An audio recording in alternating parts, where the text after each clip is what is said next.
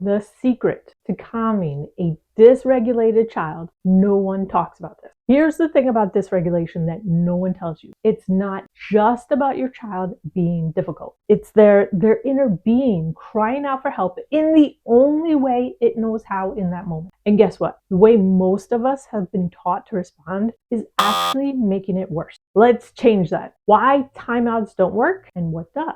Just give them a timeout. Sound familiar? But here's what's wild. Studies show that timeouts can increase dysregulation in kids with autism or sensory challenges. Why? Because isolation raises their stress levels even more. So what works instead? Co-regulation. It's not about just stepping back. It's about stepping in with calm, compassionate guidance. When your child is dysregulated, their brain is full on fight, flight, or sometimes even freeze mode. Logic and reasoning, out the window. They're not choosing this behavior. It's a neurological response.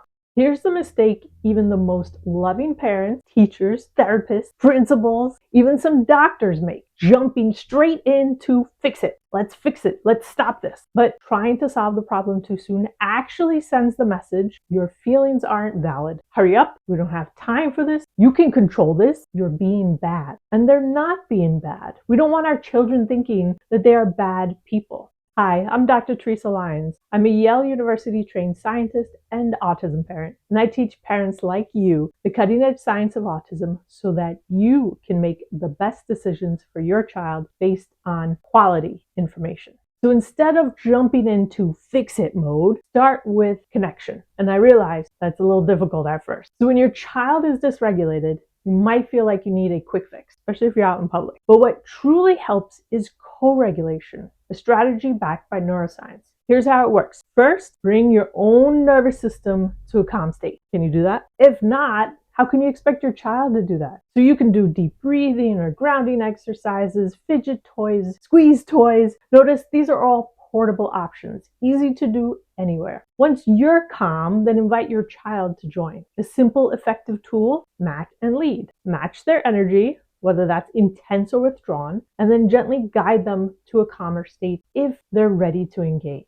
Sometimes kids want to work it out themselves, and you could guide them by just saying, I'm here for you. When you need me, I'm right here. Dysregulation doesn't happen in a vacuum. Many times what's happening inside the body, health issues that might not be immediately obvious, plays a significant role in how your child feels and behaves. For example, gut health is directly linked to brain function. If your child is dealing with food intolerances, imbalances in gut bacteria, or chronic inflammation, it can amplify these sensory sensitivities and emotional outbursts. And let's not forget about sleep. Poor sleep isn't just about being tired. It disrupts how the brain processes emotions and manages stress. Even nutrient deficiencies like low iron or low vitamin D, which are very common, can quietly contribute to heightened irritability and reduced focus, all making dysregulation much more prevalent to happen. Here's a fact that might surprise some of you. 37% of children diagnosed with autism eventually lose their diagnosis. Let that sink in.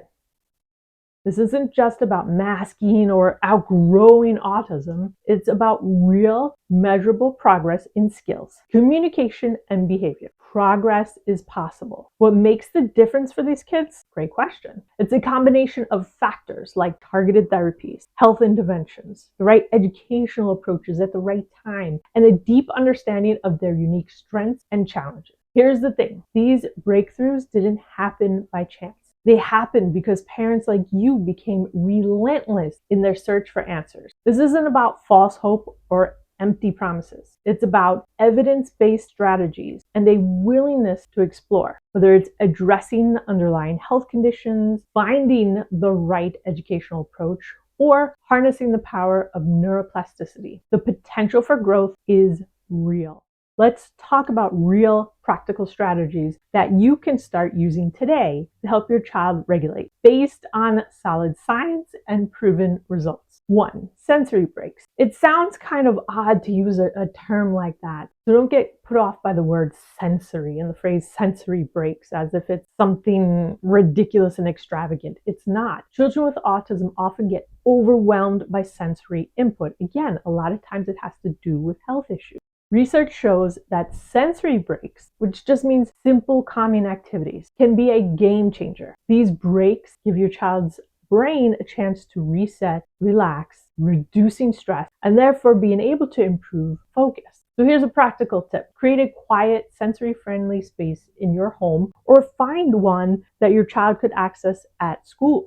Now, what helps as a sensory break for each child is up to the child, right? So you definitely want to get their input, but you can fill it with soft toys, calming music. There's different light experiences. You want to find out what works for your child so that when your child starts to feel overwhelmed, you can begin to guide them to the space for a few minutes to recharge. And eventually, they'll learn how to do this on their own, which is really key. Another option is deep pressure and proprioceptive input. So deep pressure, like hugs or weighted blankets, help calm the nervous system by promoting relaxation. And proprioceptive input, activities that involve heavy lifting or jumping, think about jumping on trampoline, that helps children with autism feel more grounded and in control. Here's another practical tip. Try incorporating deep pressure activities into your child's day. See if they like it. See if using a weighted blanket or a vest, or they make now t-shirts like that. You can also get one of the compression shirts that is used in the military for muscle recovery, but it gives that sense of pressure. You could even have them carry a heavy book bag or just give them a gentle bear hug when they're stressed. See if that resonates with your child. These activities help reduce anxiety and help them regain emotional control. And remember, these are all things that you can try yourself as well. Mindfulness and breathing exercise. Mindfulness and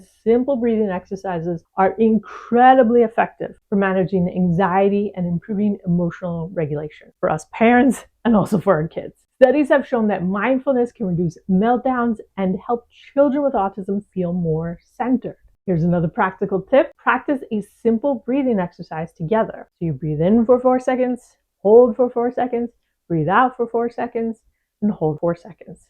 It's called box breathing. This can be done anytime, anywhere with your child when they start to feel anxious or upset. Same with you. So when they're starting to melt down, you can be like, all right, I need to start box breathing so I can center myself and then I can handle this situation the way I want to. Make it a routine for them, but also for yourself so they know how to calm themselves when stress builds up. You want to teach them these skills when they're young. Dietary considerations. Believe it or not, what your child eats can significantly impact how they regulate their emotions. We know it. We sometimes might not want to acknowledge it.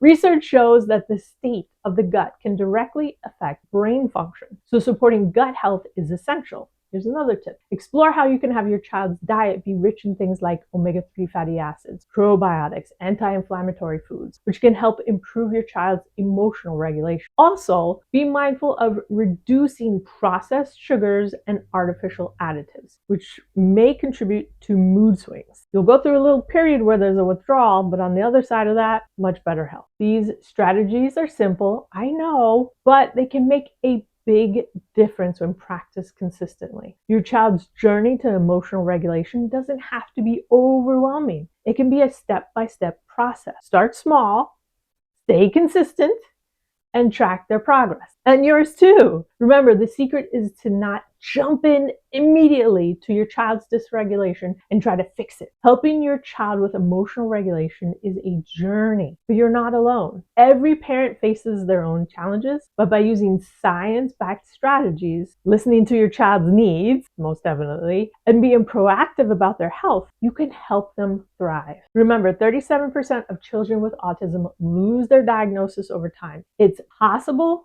for your child to experience progress, sometimes maybe even more than you may realize. That's why it's so important to explore every avenue, try different strategies, but have a good strategy, and track the changes you see. Confused by all the information about autism? I've got you. Click the link below to see how we can work together. Let me break down the science and provide you with a clear, actionable step to make your path forward easier. If you've tried any of these strategies, or if you have other tips that have worked for your child when they have dysregulation, share your experience in the comments below. Let's build a community where parents can share, learn, and grow together. Thank you for watching, and remember, knowledge is power. Stay informed, stay empowered. See you soon.